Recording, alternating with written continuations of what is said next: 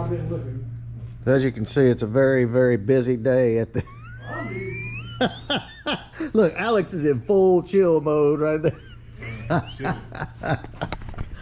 What is up, everybody? Welcome back to the channel, guys. We're going to solve the belt debate, the great Fox body belt debate. And,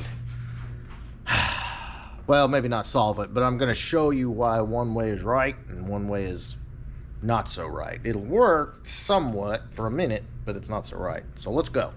All right, guys, so the great debate here revolves around the smog pump. Now, what happens when the smog pump seizes up? You want to bypass it, okay? And I'm periodically here, as we're talking about different routes, I'm going to put the belt routing diagrams up on the screen here so you can see it. But there's some guys that think that you want to run it. Let me make sure I tell you right. You're coming off the alternator, going to the water pump, and going around down to the crankshaft, which is wrong, okay? Tell you why that's wrong. Because when you come over off of here, when you come off the alternator and come over here to the water pump, and then you come off the top of the air conditioning and go underneath your tensioner, you got about that much room between that route and that route. And as that belt stretches, they're going to end up getting into each other and rubbing and destroying your belt. And I know what you're saying. Oh, I'll just get a shorter belt. Okay, so what happens when you get a shorter belt? You've got more strain on your water pump, which is it's gonna eat up bearings, because that belt's so freaking tight to make your belt work when it stretches that you start tearing stuff up. All right, so the best way to do it for long engine life, come off of the alternator, go down to the crankshaft, wrap around the crankshaft, come around the top of the water pump here, power steering, air, boom. So your belt's running way over here instead of right here. Now, I know what you're saying. Again, all the guys on Facebook Marketplace and everywhere else that says that's wrong because your water pump's spinning the wrong way. It's absolutely not spinning the wrong way. You guys know these are reverse rotation water pumps on these cars.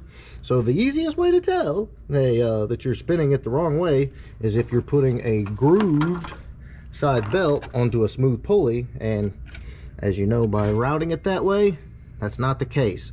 So it's absolutely the best way to do it. You're not going to wear the belt out. You don't have to get it so tight that you're tearing up the bearings in your water pump and your alternator. And you don't have to worry about it stretching either. All right, guys, so we got our 84.5-inch K6 belt here, like I said. And this only applies if you still have your power steering and air conditioning and all of that. But we'll pop this belt on real quick, and I'm going to show you quite literally how epic it is. All right, so we got the belt installed. As you can see, you can even actually leave the smog pump there. That's how perfect this is. You see, you're coming down off the alternator, down to the crank, loop around to the water pump, out the power steering, air, under the tensioner, and see your tensioner right there is still within range. It's not too tight. The belt can stretch and do its normal thing. You ain't got to worry about anything. All right, guys, so there you go. I've been reading the debates, and it's pretty long debate, but seriously, can you make the other way work? Yes. Is this way better? Yes, 100%. And just makes sense. No issues at all. So hope that helps you guys. If you do need to bypass the smog pump because they do freeze up, that's the best way to do it. This is 84.5-inch. If you have underdrive pulleys, it's going to be a little bit shorter.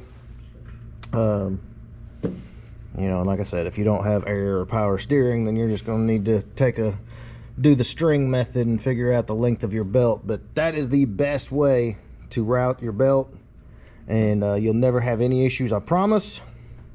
All right, before we let you go, Dover is almost there. Actually, we're going to take it to have the rest of the wiring knocked out, and then we're going to start it. Getting there? Should be, yeah. Well, we gotta get a throttle body. That's right, yeah. We gotta get we had a Gen 2 or 3 throttle body, and we gotta get a Gen 1 that doesn't work with that, with this control pack. But getting very close on the truck. Reef Blue will be going for a tune. More interior work done on George's car. So, and then I got a lot coming for that thing, that Gen 3 thing over there. But yeah, guys, that is what is up. Hope this video helped. If it did, big thumbs up. Make sure you smash that subscribe button. I will see you at Ford Takeover.